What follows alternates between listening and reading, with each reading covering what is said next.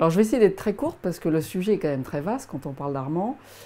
J'ai rencontré Armand en 2015. Armand est un éminent professeur de l'école des mines Paris Tech et travaille sur le sujet de l'innovation et de la conception collective en entreprise. Alors Anne-France est une dirigeante. Elle dirige une société de conseil spécialisée dans les questions de transformation sociale et environnementale. Et je l'ai rencontrée au moment où nous étions en train de travailler sur les questions de l'entreprise à mission et de la société à mission, dans le cadre du Collège des Bernardins, sur lequel je reviendrai. En fait, l'entreprise, c'est un terme qui apparaît à la fin du 19e siècle, quand précisément le monde des affaires devient innovant. Alors on se rappelle tous des entreprises mythiques, la TECOR, l'Aéropostale, Renault et Peugeot à leur début. Et en fait, c'est à ce moment-là qu'on commence à comprendre que l'activité du monde marchand est en train de devenir créatrice. Et c'est à ce moment-là qu'apparaît la notion d'entreprise. Donc il faut toujours associer l'idée qu'une entreprise, c'est quelque chose qui pas seulement mélange du capital et du travail, comme on le dit habituellement, mais qui aussi transforme les biens et, par conséquent, le monde avec. Alors, les dynamiques de création collective, c'est un mot un peu abstrait pour désigner ce que nous vivons tous. Depuis au moins un siècle, notre vie ne cesse d'être transformée. Alors par des techniques, mais dès qu'il y a des techniques, il faut du droit qui les accompagne, il faut des formes sociales nouvelles. Et au fond, la dynamique de la création collective, c'est la vie en société chez les modernes.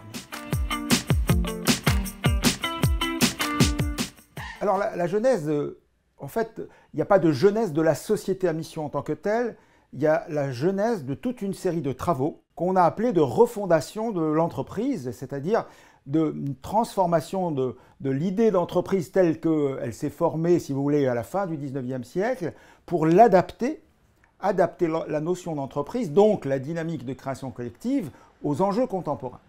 Et donc c'est sur ce cadre large de réflexion qu'ont travaillé à la fois des chercheurs, mais aussi, et j'insiste, toute une série de milieux, de praticiens, de patrons, de syndicalistes. Et c'est dans ce cadre-là qu'est né le programme de refondation de l'entreprise qui, finalement, avait plusieurs volets. Et l'un de ces volets-là a été la création d'un type nouveau de société, la société à mission, qui a un certain nombre de caractéristiques qui lui sont propres.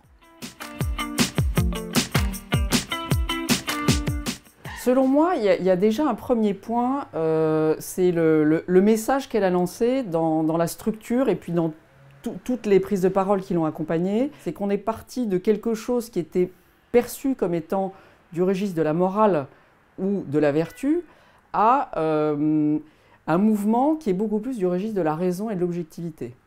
Donc ensuite, comme vous le savez tous, l'autre innovation de la loi Pacte, c'est sa structure, en tout cas sur les articles de loi qui nous intéressent, une structure à 3 niveaux et qui permet, de façon un peu mentale et cognitive, de se projeter.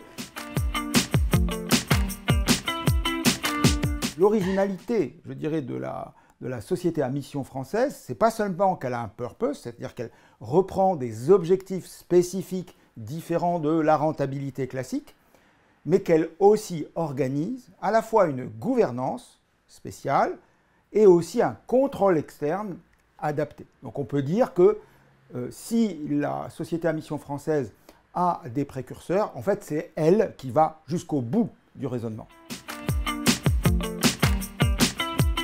En résumé, on pourrait dire qu'une société à mission se distingue à travers 4 marqueurs, 4 spécificités. La première étant que la société s'est définie collectivement une raison d'être et des objectifs sociaux, sociétaux et environnementaux associés. Le deuxième point, comme le disait Armand, c'est qu'en effet, elle met en place une gouvernance assez particulière en se dotant d'un comité de mission. La troisième caractéristique, comme le disait Armand, est effectivement cet élément de contrôle. Donc on est redevable, on est contrôlé. La quatrième caractéristique qui est intéressante à ne pas oublier, c'est qu'il s'agit d'une qualité révocable.